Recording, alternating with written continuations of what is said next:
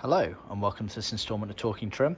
I'm Jonathon Skinner and today we are looking at the interior trim panel kit for the Austin-Healey BN4 and BT7 models. So this is applicable to the 106 BN4 but only the ones with chassis number after 68,960 onwards, and it's also applicable to all of the BT7 models. They shared interior trim with those ones there. The earlier BN4 models shared quite a few of these parts but started changing around the rear section, sort of the wheel arch, quarter panel B poster area. I've done another video for that car, so if you've got the earlier version car, please do watch that video.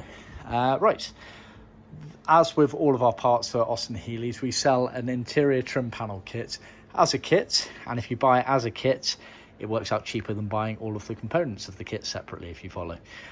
So this is that kit, with the one major caveat being the dash top panel at the front there. Included as standard within the trim panel kit is the retrim kit for the dash top, shown here in dark blue vinyl for purposes of this video.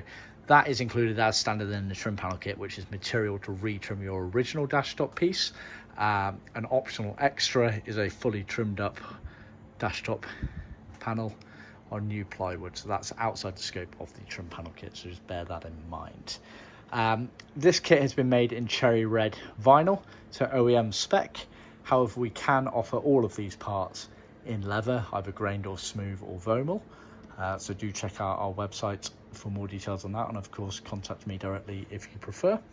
But yeah, so you can buy all of these parts individually if you don't need a full trim panel kit. However, we do recommend buying it as a full trim panel kit.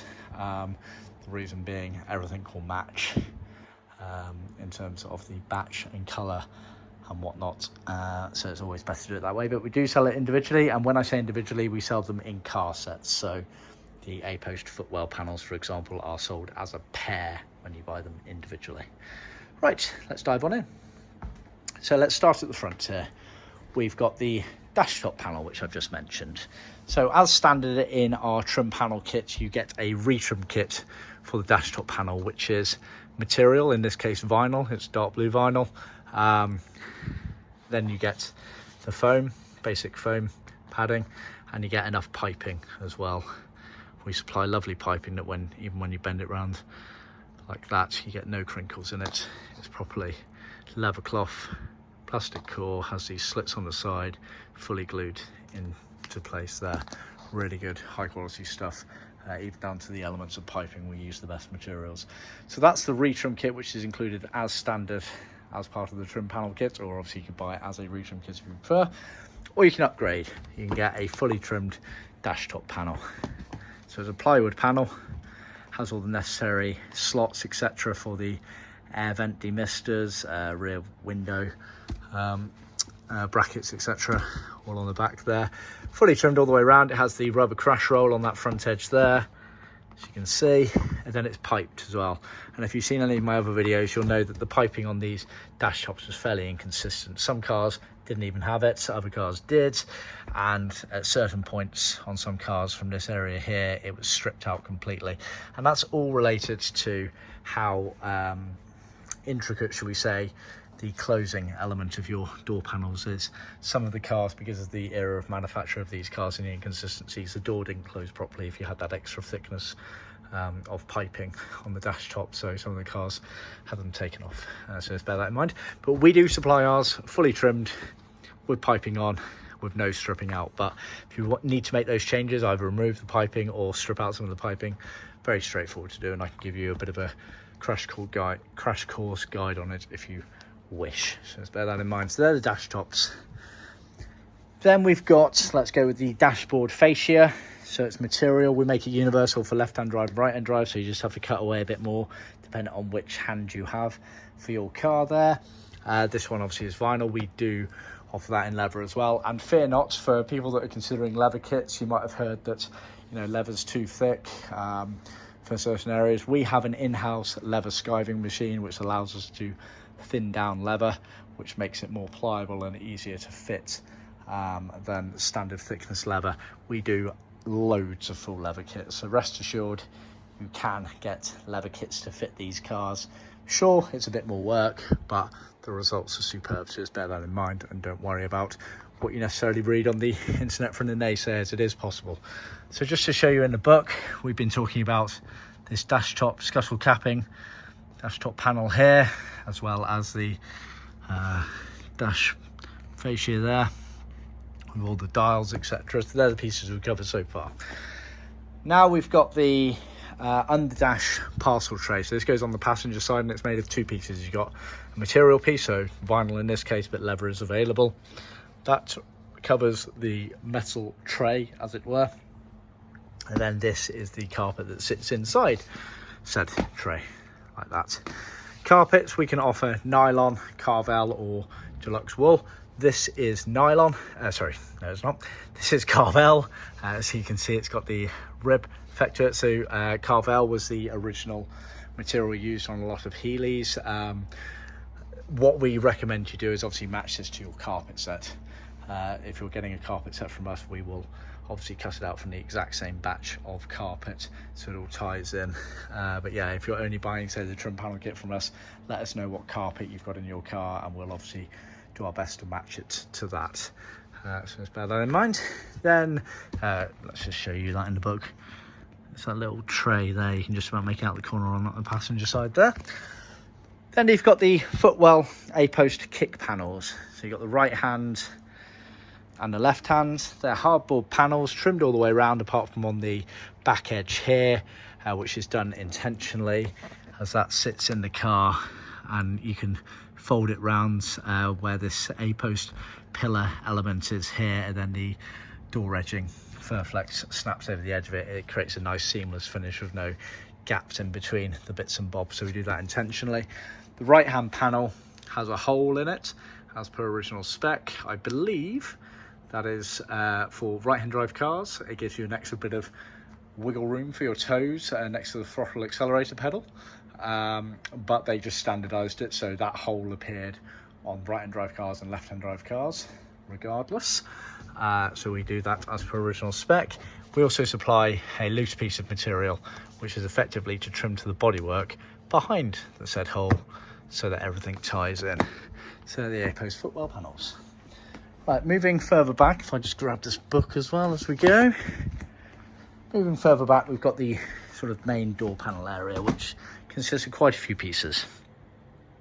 So what we've got here, you've got the what we refer to as the inner doors. It kind of makes up the pocket element of the door panels. Then you've got the main door panels, which are the very obvious parts of the door panel. And then you have the door top retrim kits above there. Let's start with the door tops because they're quick and easy. So these are literally material and they cover up the bodywork area on the car. Sort of goes at an angle below the car. Again, vinyl or leather, whatever you choose. And it's basically for this section here, almost upside down. You can just about make it out there as well. So it's for those bits there, so you get a pair of those. Then if we go with the main door panels, so these are obviously the door panels here. These are hardboard, cut on our in-house CNC machine. They're 2.55 mil hardboard. It's very, very specific thickness. We get it specially imported. Not many people bother. A lot of people try and do these out of ply. Not really that suitable. 2.55, it's very specific thickness that allows for much easier fitment. Not going to say easy, but much easier fitment and suitability in the car. It's specifically made for automotive and marine purposes, so it has a tempered level that allows for good protection against water resistance, etc. So very, very specific. A lot of people try and replace with ply, marine ply, even 3 mil hardboard. It just isn't as suitable. That extra half mil really makes a difference on the fitment in these cars, so just bear that in mind. These are the levels that we go to make sure everything fits correctly. So hardboard, cut on our in-house CNC machine. You have the necessary pilot holes for the window winders and door releases and latch mechanisms, etc. You have this raised section at the front here, reinforcement strip at the front edge there. The lower part of the door panel gets trimmed, and actually the way we do it, it's actually stitched beforehand round the inner part, and then we pull it round and trim it, and it creates a lovely neat finish. Again, a lot of people will be like, well, why do you bother doing that? It's not really on show, and that's not the point.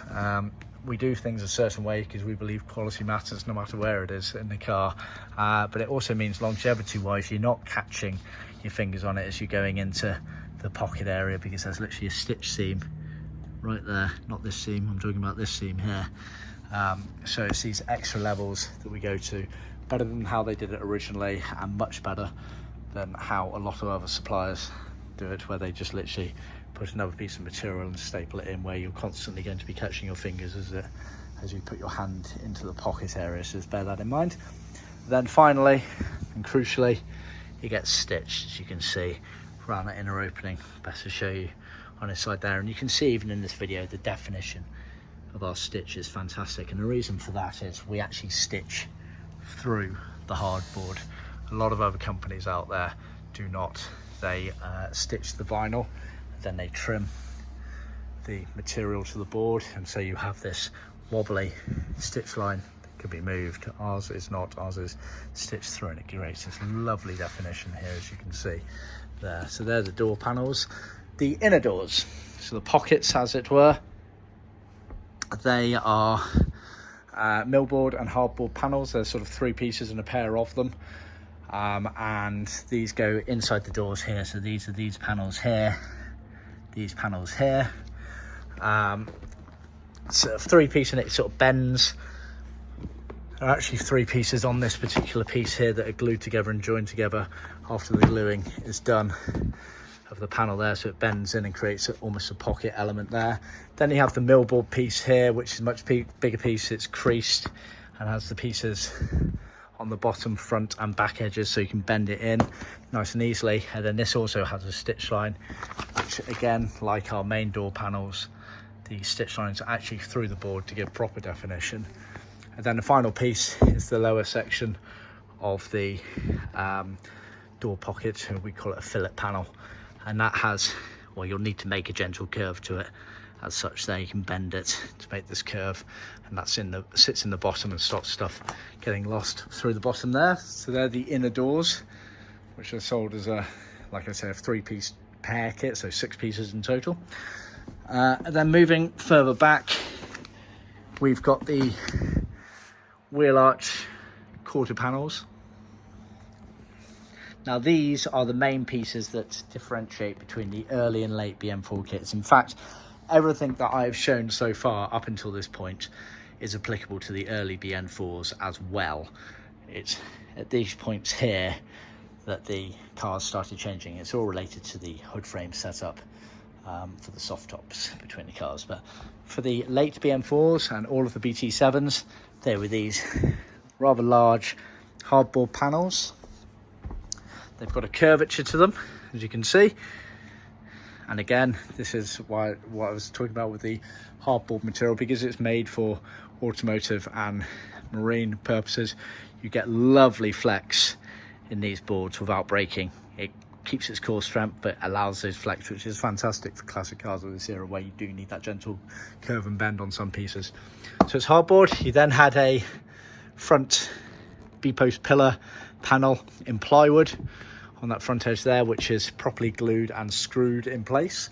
A lot of other people just use a basic glue and it starts falling off. Trust me, I've seen them. And then this top part here is a metal panel, which is riveted in place, and then it is covered on top with carpet. Again, the carpet on this one is Carvel to match the parcel tray and the main carpet set for this particular order.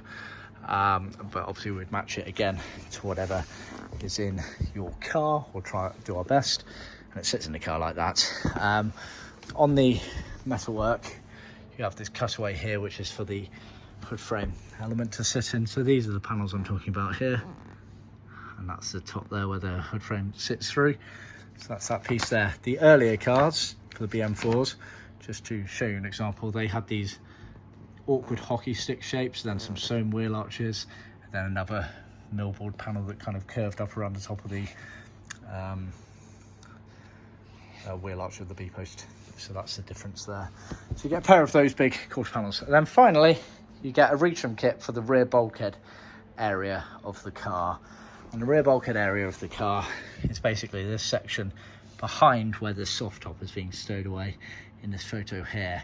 So it covers the bodywork panel that separates the kind of boot trunk area from the main cabin area. Now, subject to debate amongst classic car enthusiasts and restorers, it's much more suitable in vinyl or leather on the earlier cars, and the reason being that these cars, you folded down the rear seat area and you stowed away the soft top behind it.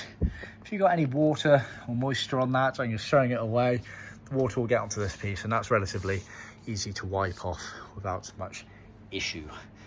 A lot of people out there supply this piece in carpet, which isn't that suitable for these cars, because if that same bit of water gets onto the carpet, it's going to start smelling and rotting away the carpet. The later cars, the BJ7s and BJ8s, they had a different hood frame mechanism where it had this gutter channel that went around the outside, which collected the water as you're putting the soft top down. So on the BJ7 and BJ8 cars, this piece could be carpet, and it was absolutely fine because of that change in mechanism. So just bear that in mind, and we supply our kits accordingly like that because it's much more suitable.